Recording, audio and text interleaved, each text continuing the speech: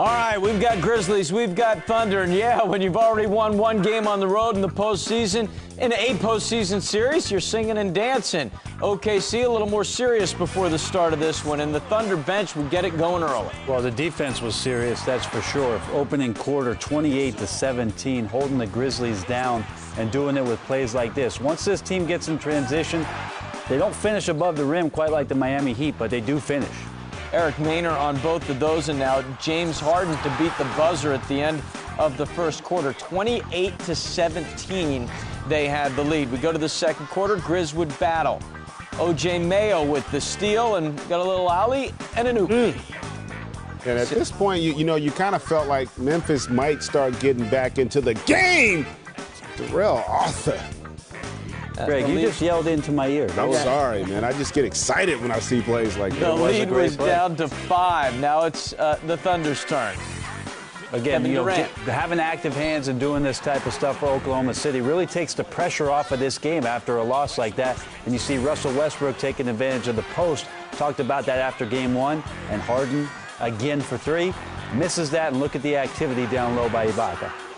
Now, Ibaka, though, would have to go to the locker room with a bit of a stinger. He would return in the second half. OKC was up 10.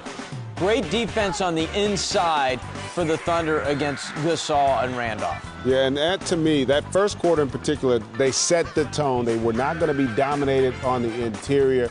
Really made Memphis a little bit more perimeter-oriented, more so than I think Lionel Hollins would have liked. I think they got a little out of sync, but again, credit OKC and Mr. Durant, he was just doing his thing as well.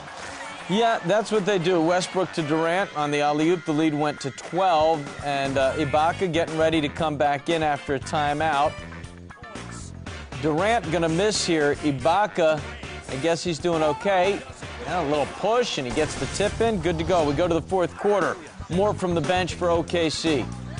I mean, you just can't say enough about the performance for their bench, allowing those starters to see that they have guys capable of getting out there and knocking down shots. Maynor hit that first one. This time the assist to Daquan Cook. The lead went to 21. And keep in mind, too, that first game, Russell Westbrook here missing the slam. But, again, the fact that they're getting out in transition, only 16 points off their bench in game 1.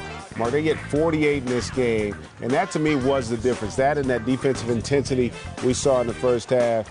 Here with the nice little give-and-go touch pass from Zach to Marc Gasol. Yeah, the Grizzlies made a little bit of a run. They got as close as 6, but the Thunder always had an answer. They made all the big ones that they needed to keep Memphis at arm's length.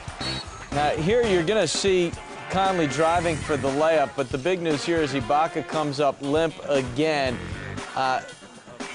One word added as a stinger, another a right leg injury. No further word on that yet. Obviously, something will follow as the series goes along. Greg, you mentioned it. Bench play huge in this one, 48-29. But the key for the bench for OKC is that they had 16 in the first one, 48 in this one. Again, Randolph and Gasol just 5 of 22